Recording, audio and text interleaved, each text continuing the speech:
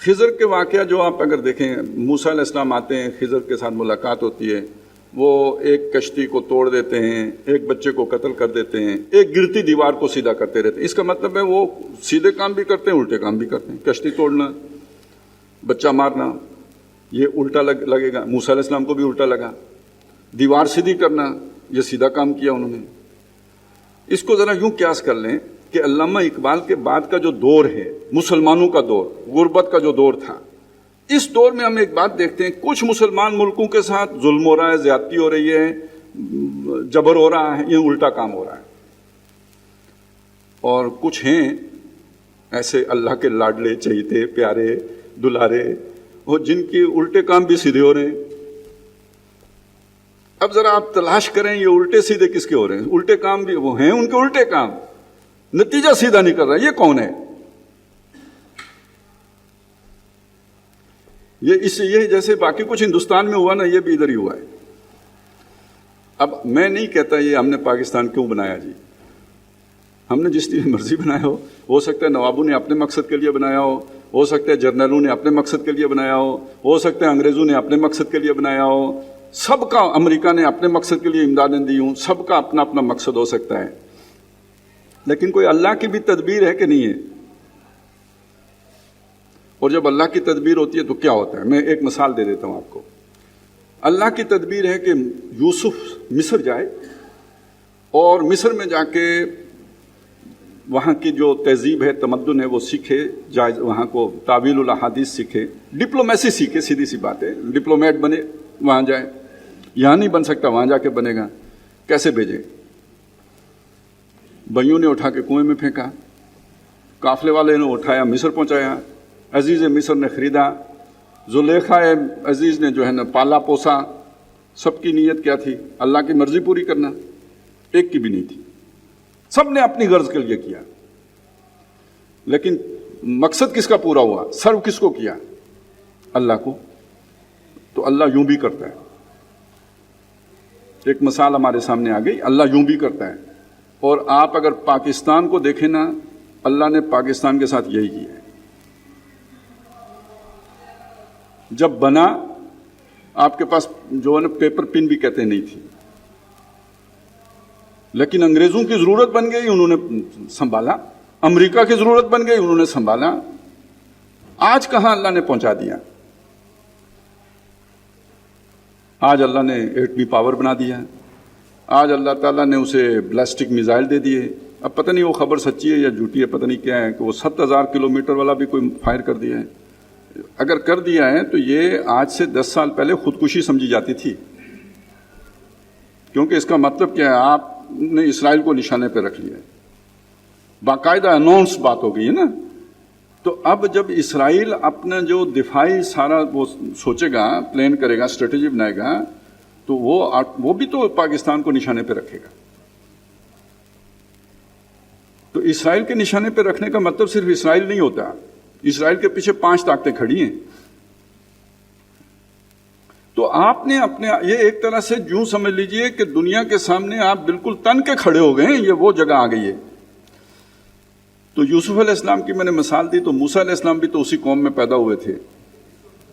کہاں پروان چڑھے؟ فرعون کے گھر۔ ایک مرل آیا، ایک مکہ مارا، بندہ مار دیا۔ یہ اگر ہم نے تجربہ کر دیا ہے نا، یہ اس مکے کے برابر ہے۔ یہ انیشیٹو وہ ہے کہ جس کے بعد ٹکراؤ ہی ہوتا ہے۔ یہ 2024 کا پاکستان ہے، ٹھیک ہے معاشی طور پہ فقیر ہے، لیکن یہ کہ عسکری طور پر، ٹیکنالوجی کے طور پر 47 سے بہت بہتر ہے۔ ہم افسوس کریں گے کس بات کا؟ 47 میں اسلام نہیں آیا۔ ہم افسوس کریں گے 70 سالوں میں اسلام نہیں آیا۔ ہم افسوس کریں گے یہاں کرپشن ہوئی، ہم یہاں چیخیں گے، چلائیں گے، یہ ہو گیا، وہ ظلم ہو گیا، سب کچھ ہو گیا۔ یہ ایک سطح ہے، یہ تشریح کی سطح ہے۔ وہ جیسے موسیٰ علیہ السلام خضر کو کہہ رہے ہیں کیوں توڑ دی کشتی، لیکن وہی خضر اس دیوار کو سیدھا کرتا رہا۔ ان بدماشوں کے بیچ میں دیوار سیدھی ہوتی رہی، ٹیڑے چلتے رہے، پھر اللہ سیدھا کرتا رہا، پھر کوئی حادثہ ہوتا رہا، پھر سیدھا ہوتا رہا، اب یہاں تک پہنچ گیا اور یہاں آ کے وہ تن کے کھڑا ہو گیا۔ یہ ہوتا ہے اللہ کا منصوبہ، یوں چلتا ہے۔ میں نے آپ کے سامنے ہندوستان کی ایک پوری تاریخ رکھی ہے اکبر کھڑا ہوا تو مقابلے میں شیخ احمد سرندی، دارا شکوہ کا خطرہ پیدا ہوا اورنگزیب عالمگیر، بیچ میں اور سے بہت باتیں ہیں. اگر اس وقت جو ہے نا یہ جو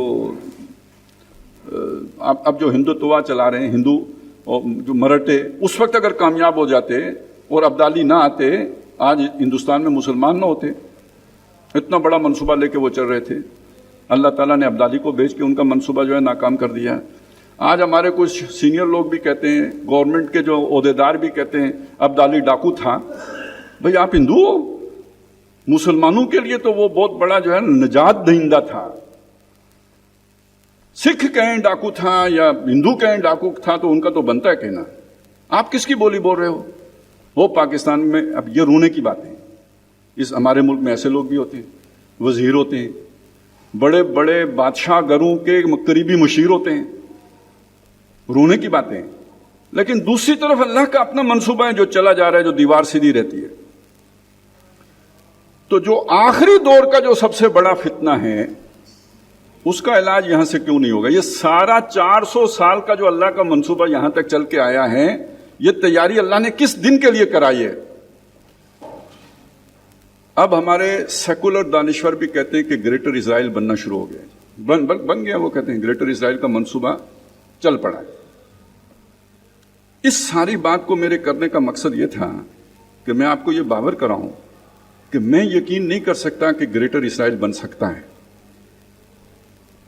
کیونکہ گریٹر اسرائیل میں صرف شام ہی کی بات تو نہیں ہے. گریٹر اسرائیل میں تو مدینہ بھی آتا ہے، گریٹر اسرائیل میں عراق تک کا علاقہ آتا ہے، یہ باقی سارے علاقے جا سکتے ہیں. آپ میں سے کوئی یقین کر سکتا ہے کہ مدینہ یہودیوں کے ہاتھ لگ سکتا ہے؟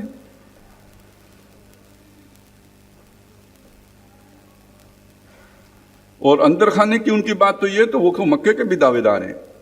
ویسے انہوں نے نقشے میں مدینہ رکھا ہوا ہے، مکے کے بھی دعوے دار انہیں ہونا چاہیے. پتہ ہے کیوں؟ وہ اصل میں یہ سارا اس لیے کر رہے ہیں کہ ابراہیمی طریقے پر ہمیں، تو ابراہیم نے پہلا گھر ابراہیم نے تو مکے میں بنایا تھا نا. ان اول بیت وضع للناس للذی ببکۃ ھدی ومبارکا للعالمین جو تھا وہ مکے میں بنا اور ابراہیم نے بنایا. اگر ابراہیم کے وارث وہ ہیں، ہم مسلمان نہیں ہیں، تو پھر مکہ بھی ان کا ہونا چاہیے. وہ کیوں چھوڑیں گے؟ اگر ان کے پاس طاقت ہو اور ان کے بس میں ہو تو مکے بک جائیں گے. اور ضرور جانا چاہیے، کیونکہ اصل تو یوں سمجھیے روحانی اعتبار سے جو مقام بنتا ہے کہ جس کے بعد آپ وہ حیثیت اختیار کر سکتے ہیں کہ جو انہیں مطلوب ہے، وہ مکے پر قبضے کے بغیر ہو ہی نہیں سکتی. اب آپ سوچیں کیا مکے پر وہ قبضہ کر سکتے ہیں؟ یہ اللہ اس کو گوارا کرے گا جس نے ابراہا کو قبضہ نہیں کرنے دیا؟ کیا مدینے پہ ان کا قبضہ ہو سکتا ہے؟ اور میں نہیں سمجھتا کہ شام کے اوپر بھی وہ قابض رہ سکتے ہیں. لیکن جب مکے اور مدینے کی بات آئے گی تو یہ یقین رکھیے، یہ وہ وقت ہوگا کہ جس دن کے لیے اللہ تعالیٰ نے اس ملک کو پالا ہے، پروان چڑھا ہے، اس کی دیوار سیدھی کی ہے. جیسے اکبر کا راستہ روکا شیخ احمد سرندی نے، جیسے دارا شکوہ کا راستہ روکا اورنگزیب عالمگیر نے، جیسے مرہٹوں کا راستہ روکا احمد شاہ ابدالی نے، ایسے ہی اسرائیل کا راستہ روکے گا. یہی اسی ہندوستان کے اس حصے سے اللہ تعالیٰ جو ہے نا مسلمانوں کو یہ توفیق دیں گے. اس لیے اقبال نے کہا تھا، میرے عرب کو آئی ٹھنڈی ہوا جہاں سے، میرا وطن وہی ہے، میرا وطن وہی ہے.